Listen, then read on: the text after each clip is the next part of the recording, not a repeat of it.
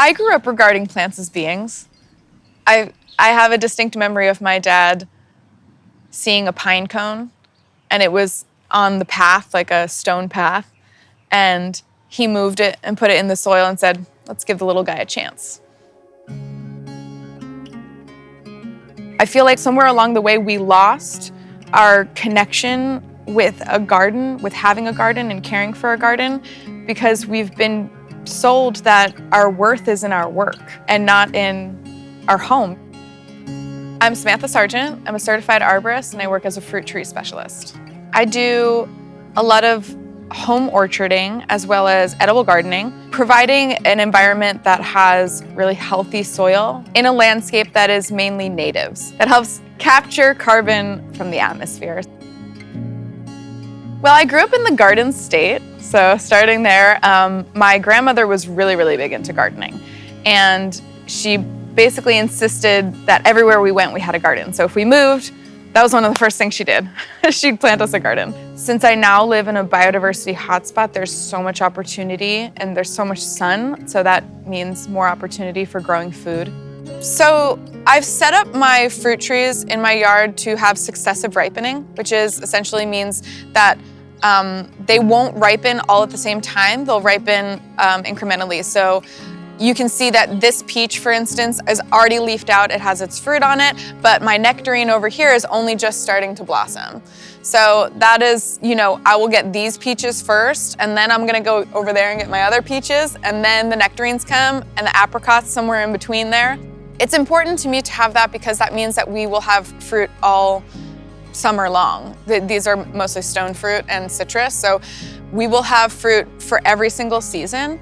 I think it's important for people to be more minimalist about what they want and not be like, I just love peaches, I want peaches all the time. And be willing to not have peaches, but instead have nectarines because it's that time of year. I was always raised to eat good food and eat organic food and cook at home as opposed to just like going out or ordering in or cooking from boxes or something. Growing it became something I did more in my adult years. When we bought this house, it was almost 3 years ago. The homeowner was very excited to choose us, knowing that I'm an arborist and a gardener, and that I was going to care for her gardens that she felt she put a lot of effort and time into. It seemed to me she was following, a protocol that said, go with low maintenance, drought tolerant plants and do this sort of thing that makes it easier to maintain. So she did what she thought was going to be good and what lots of people have been guided by landscapers and landscape designers to do for their yards, but somehow we got misled somewhere. Somewhere along the way, we learned that it would be better to not have to take care of our garden than it would be to, be very active in the garden, which one of those things was have weed cloth down over the soil.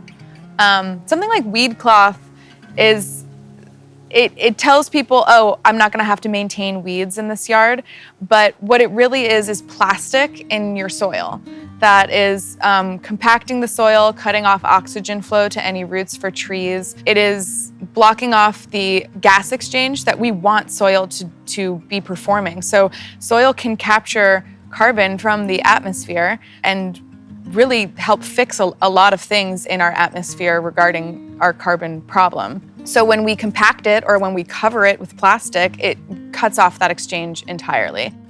It all begins in soil. Creating a healthy soil profile in all of your soil really reduces temperature, increases rainfall, and it's very important to a healthy environment to have good soil.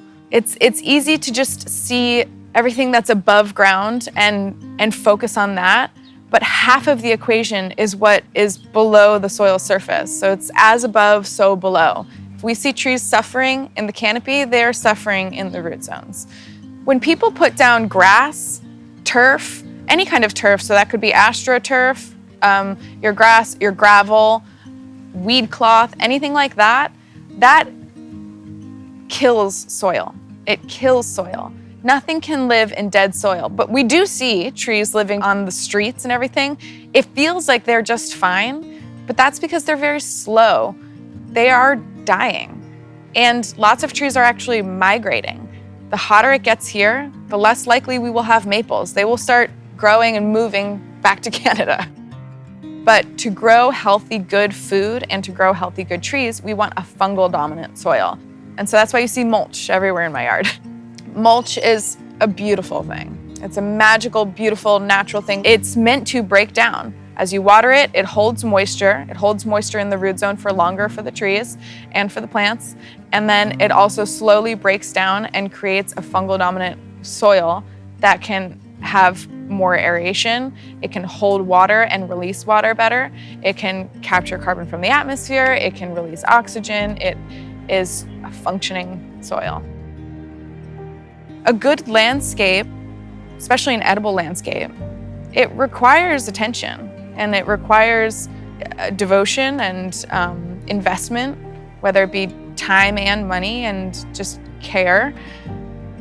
People feel like they don't have time for that. So they want to set it and forget it. They want to have gravel because they don't have to do anything for it. They want to have cacti because for the most part, it doesn't need much trimming or watering. They want to just have irrigation that they can set and it just goes fine for everything. We've got these California poppies that are native here. All of these like random natives all growing kind of everywhere. They're happy here. They do great. They are beautiful and they bring butterflies. So it's pretty fantastic. It's a necessity regarding my fruit trees and my edible gardens, as well as just like my regular gardens, to come out and check on it all of the time. So even since my son was very, very young, it's just part of our morning routine to come out and check on all of our trees and our plants. The conversation that my husband and I have on the regular about the garden, I mean, it's almost every day, and it certainly was when we were establishing the garden. Like I'm thinking of putting a fig tree here, I want to put a lemon tree there, and chatting about it and being a part of it, and then also enjoying the fruit together and being like, should we have a salad tonight? We have a lot of lettuce that's ready to go. And then like the pride that comes with it too, of feeding my family and hearing them say it's so delicious. As a mom, it's really important for me that my child has an understanding of regarding nature in a gentle and careful and caring way. Just as we need the plants, like the plants do need us. So we can't just expect them to be there and care for us. We also have to give back and care for them. What I see in my own son is that he is perfectly happy to eat fresh, healthy food. I see a lot of kids like really addicted to snacks and boxed things. He doesn't eat any of that. What I think is really endearing is that sometimes he sees trees, or he'll see trees in books or something, and he'll go, yum, yum, yum, yum, yum. He knows that food comes from trees. And he sees our food growing on our trees, and he wants to pick it and eat it right then and there. There's definitely an increase in the bond in our family from having this garden to care for together, to being just overall healthier and happier, and having confidence in that health. That's not just what you put in your body, it's how much time you actually spend out in nature, how much vitamin D are you getting, like how much sunlight are your eyes seeing. All of this stuff is very important to see the chlorophyll in the leaves, to see nature, to feel the sun on your skin, to absorb that sunlight, and then to put into your body something that you know was grown in healthy organic soil, that was not treated with pesticides, that was not treated with herbicides.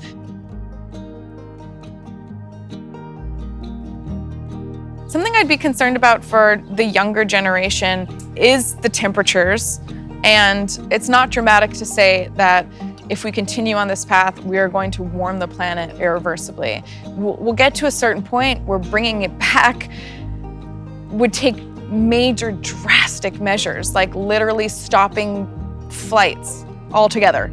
I mean, I can't even think of how much you'd have to do to try and reverse something once it gets to a certain point. But there is so much to do still now that could make a difference. The first thing I think people always need to do when they buy a house and they want to start growing things is soil. Get your soil in a good position. That can be as simple as getting chip drop to give you a ton of mulch You spread out that mulch and you water it. We want to create forest floor. So if you did nothing but mulch your yard, that would do a lot. That would be a really, really good start. A lot of the time, if you buy a house, it will have gravel, it will have weed cloth. Remove all of that. You remove all of that and then you mulch. If you're starting off and you want an easy garden, say that you don't want to take care of fruit trees, you don't want to take care of an edible garden, but you want a sustainable garden that is beautiful and good for the environment, natives. The natives are a really important part because they're bringing the right pollinators, and those pollinators are also pollinating the flowers on my fruit trees and making sure we're getting a ton of fruit.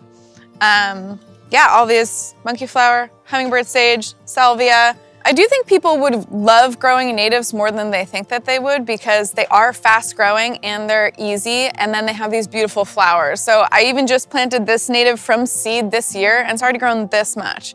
We need to bring back the native environment, like a native landscape brings the ecosystem back into harmony. We're attracting the right butterflies and bees and beetles and pollinators, and we are creating a soil that is rich with organic matter, and so the worms come and the beneficial nematodes come, and then we have this environment that is all in synchronicity with each other. It's all in harmony, working together. I do think that there's an opportunity for people to do a small amount. I think that people are like, well, if I can't just like grow my whole meal, then I'm not gonna do it. But if you buy herbs, like if you were to stop buying herbs because you're growing them in your kitchen, you would be buying a lot less plastic. It's still a good feeling to me to not buy that plastic container and to show my son that it's as simple as caring for a plant, that then you don't have to buy these plastic containers.